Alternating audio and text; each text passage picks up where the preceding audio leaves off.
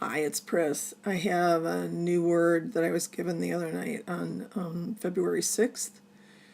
It's called a fistful of dollars. I had been talking on the phone with a friend and about some spiritual things and concerns, and the Lord spoke a fistful of dollars, and I kept thinking, isn't that a movie? And yeah, it was the movie that made Clint Eastwood pretty famous, I guess. The first spaghetti western, they called it. Anyhow, the one I looked it up because I don't remember the movie, and the one thing that stood out to me from Wikipedia was this. It said that Eastwood later spoke about transitioning from a television western to a fistful of dollars.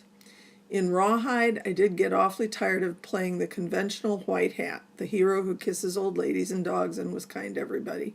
I decided it was time to be an anti-hero. And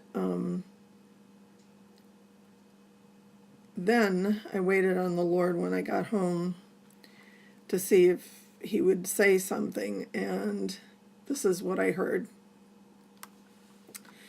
Many of my children are playing a fistful of dollar games with their congregations. They are playing one person against another solely for the sake of gain for themselves. They put doubt in the minds of one person so that they will no longer support someone else, so that then they can benefit from the money they want for themselves. Others are pitting one person against another to gain position and power, as my church is full of Jezebelic spirits vying for power and fame.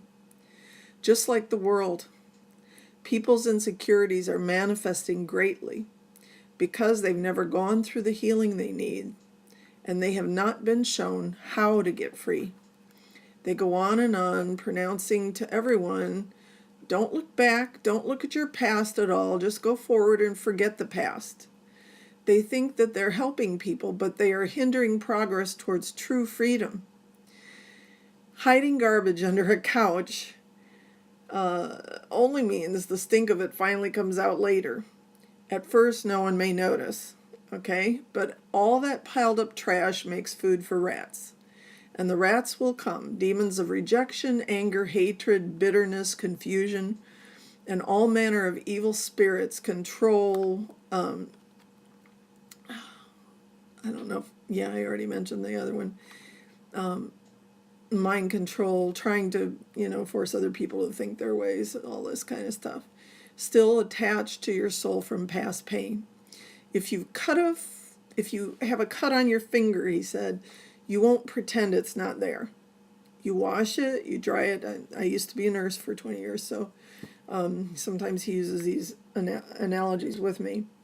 You wash it, you dry it, you put on peroxide, you add antibiotic and a Band-Aid maybe. Ignoring it means you could get an infection. The same is true with emotional wounds. You can't just pretend it away. You have to face the pain of what you endured the right way with the help of the Holy Spirit, and he'll bring up what needs to be excised and cleaned if you let him and if you rely on him. And he is faithful and true to lead you in the way of forgiveness so that you can overcome what you endured and go on to better and greater days.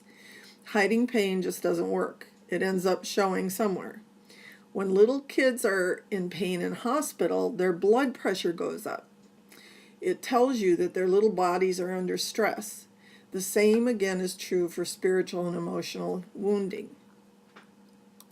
New Age declarations, not led of the Holy Spirit, will only gain you a spirit of divination, who is way willing to let you be deceived into a religious stance and spirit. There are vultures in this hour trying to make money for their own gain so that they can live high on the hog, so to speak. Greed is rampant in the nation, always wanting to be a star or better or best somehow. The roots of all that are in insecurity and not really knowing me, the Lord said. The real me and how much I love them. I am not a God afar off. I am close at hand. Still people have believed they are not loved, not cared for, that I'm too aloof to their human condition and that I won't do anything for them. Even sometimes, in ministry. I told my children to look at the fruit in people's lives to know if they're real or not. Don't look at the gift, but look at me. Ask me who has a clear voice. For I have told you many false prophets would come. Many claim to be prophets, but are part of cults and false religions, like Mormonism and JWs, and they pretend to be Christian, or there's some who have bought into New Age philosophies, yoga, Wicca, even Buddhist ways, okay? And they pretend for the sake of money to have the word of the Lord, but I've not sent them. Woe to those pretenders, and woe to those who buy into their marketing techniques to gain favor and give their money to satanic philosophies of men. Some people have mixture because they're into Freemasonry too. Know those who work among you, and those who receive from others know what they believe. Because some people who are giving only smooth words are involved in New Age, okay? And they're spouting forth these things because it attracts people who are wounded, and they gain benefit, and some even ask for money for a word from the Lord, which is not how you do things. Anyway, for in the days ahead, the Lord said, many Judases will give you up to death and won't care one bit that you're taken away by the religious system of the beast. All they want is more money, more things. Know what spirit is in people. Ask, and I'll show you who is true and who is false. Ask me for discernment, for many false apostles and prophets have been speaking and not really free of their past, nor their demons to really speak for me. Pride is a dead giveaway. Arrogance has raised its head in many a church, not bowing to Adonai, not willing to die to self on the throne of their hearts. That is Jezebel. That is the harlot church, beloveds. Wake up, the Lord said, and shake off the lethargy and slumber that has surrounded many. Throw off the shackles of Eastern ways and false doctrines of demons and men. Look to the apostolic fathers and foundational truths in my gospel. You are bought and paid for with a price.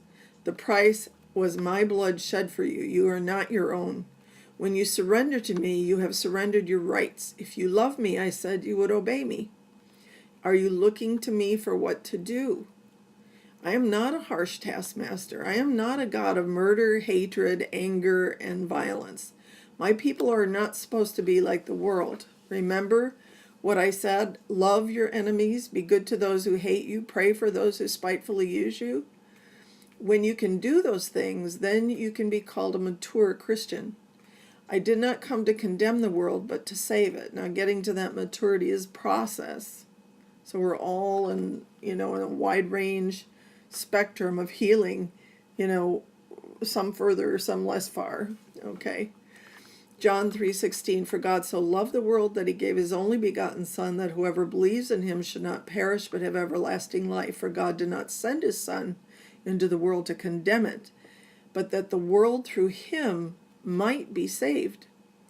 Matthew 7:2, for what judgment you use, you will be judged, and with the measure you use, it will be measured back to you. That's really sobering if you think on it.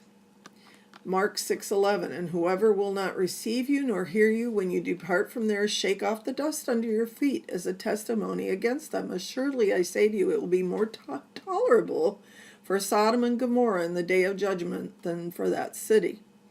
John 5:30, I can of myself do nothing. As I hear, I judge, and my judgment is righteous, because I do not seek my own will, but the will of the Father who sent me.